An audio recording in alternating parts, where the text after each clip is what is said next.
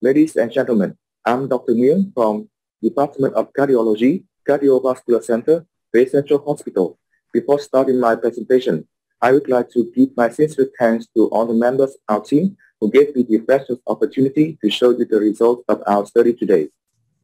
My presentation is divided into 4 sections, as you can see here.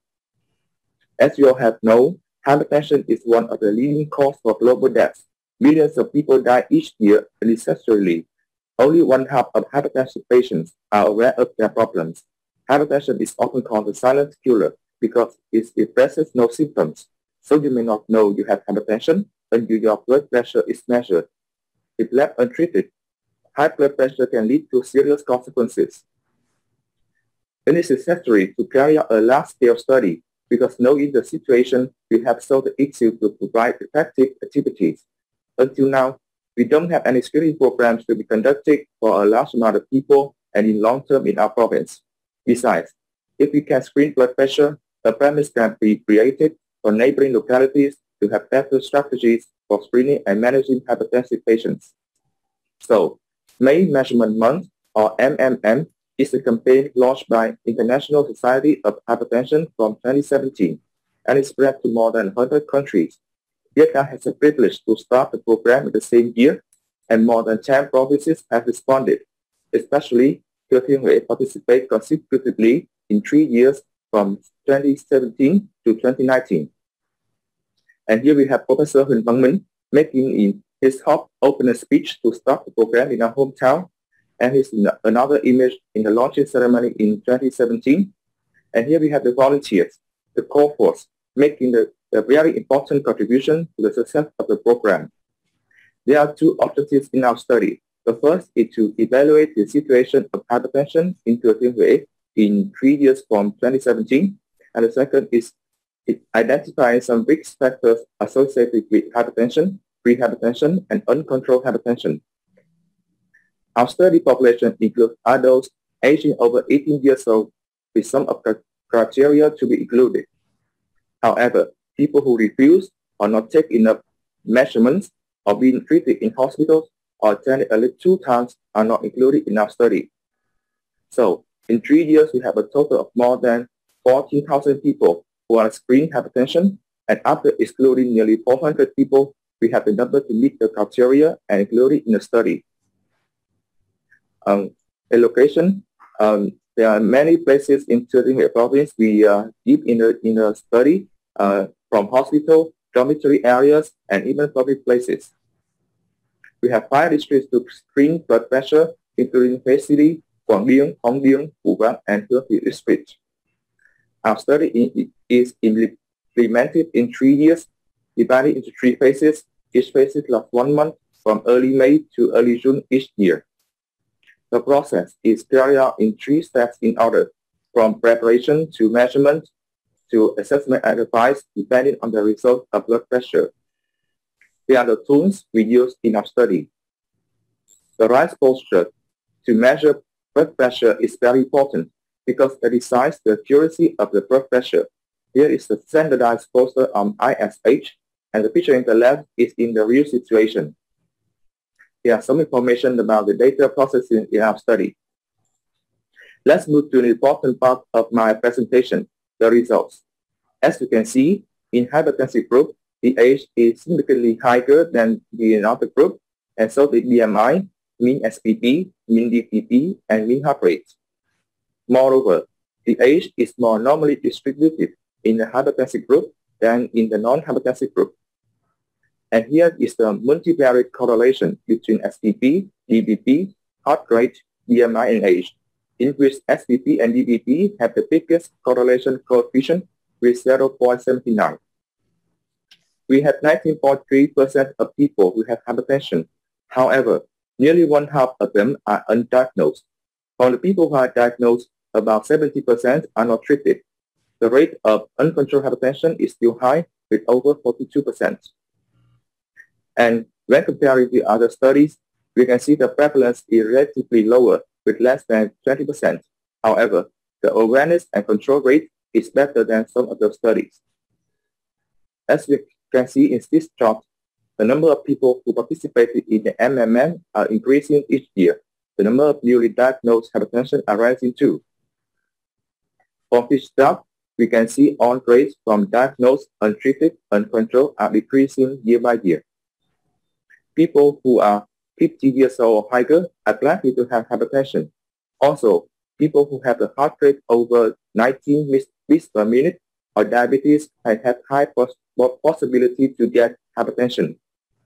As you can see, male people have a higher possibility to get hypertension uncontrolled. The other factors are the same in two groups. When it comes to pre-hypertension, the age, heart rate, diabetes continues to be the important factors that contribute to pre-hypertension. When comparing blood pressure levels between measurements, at the first measurement, the participant blood pressure increased significantly higher than the two measurements. The rate of blood pressure over 140/90 is also higher. There will be around 600 people misdiagnosed or wrongly concluded that blood pressure target has not been reached. And finally, we come to conclusion. About the hypertension situation, over 13,700 people are screened, and the rate of hypertension is 19.3%, including 43.2% had never been diagnosed with hypertension, 70.2% did not receive treatment, or 42.8% had not controlled their blood pressure targets. When comparing year by year, we can see that the rate of hypertension was rising from 11.4% to 21%. As we have some risk factors associated with the hypertension, with their age, male, smoking, diabetes, obesity, history of stroke, myocardial infarction, heart rate over 90 beats per minute. Moreover, we have more findings while doing this research. The average blood pressure of the second and third time has a lower value than the first time. The rate of high blood pressure of these two measurements was also lower than that of the first time. And we have some requests for the research. The first is doctor with patients. We need to cooperate in counseling or treatment adherence to achieve better blood pressure control, and blood pressure monitoring activities should be maintained and replicated to many communes, wards, and provinces. It is the least expensive and effective model in the management of hypertension. The contribution we have after these features are describing the status of hypertension in the community of Thừa Thiên Huế, is the scientific basis for the epidemiologist, describe awareness of hypertension prevention in the community, and the basis of activities to improve knowledge on prevention of hypertension. The study has some limitation. We have not yet implemented the MMM program in all the community wards in our province. Here are some photos of activities of MMM in our province, Thừa Thiên Huế.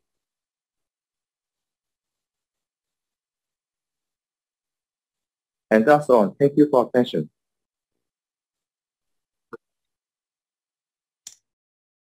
Thanks, Dr. Trần Tú Nguyên.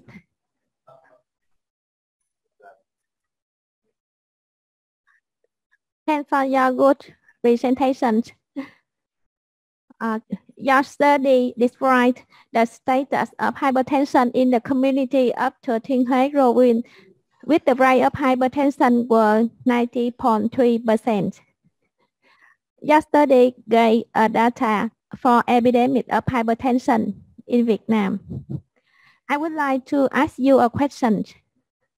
The result from your study shown that the rate of undiagnosed and untreated of hypertension was decreasing year by year, but the rate of untreated hypertension is nearly the same in 3 years.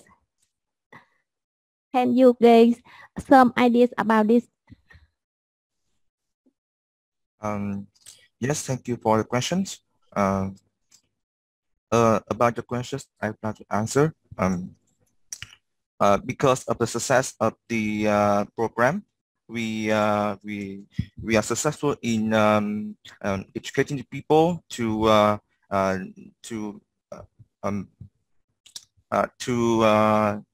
control their blood pressure better. So therefore, the awareness rate, the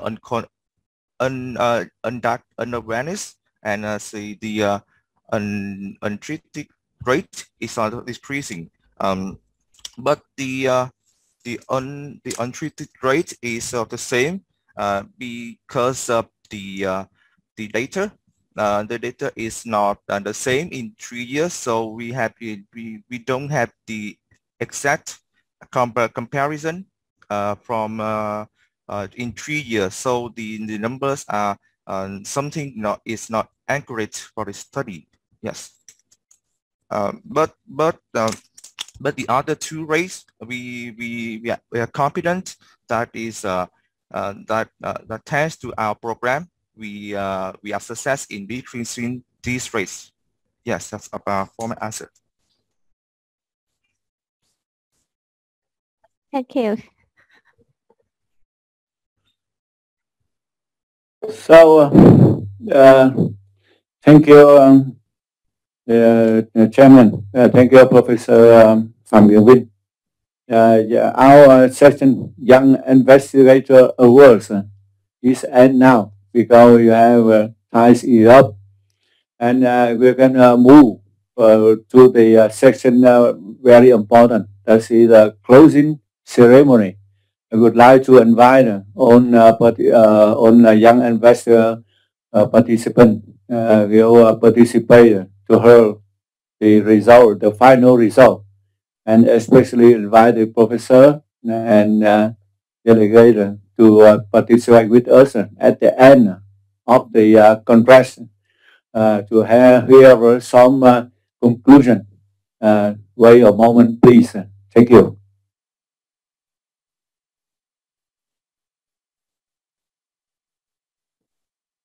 Chúng tôi xin trân trọng kính mời tất cả các thầy cô, các đồng chí ủy viên ở trong ban chấp hành và tất cả các thành viên vừa tham dự hội nghị khoa học tuổi trẻ. Chúng ta sẽ ngồi lại để chúng ta sẽ có cái phần tổng kết và bế mạc, trong đó sẽ công bố cái kết quả sau khi hội với ban giám khảo. Chúng tôi xin phép được chuẩn bị vài phút trước khi chúng ta bắt đầu.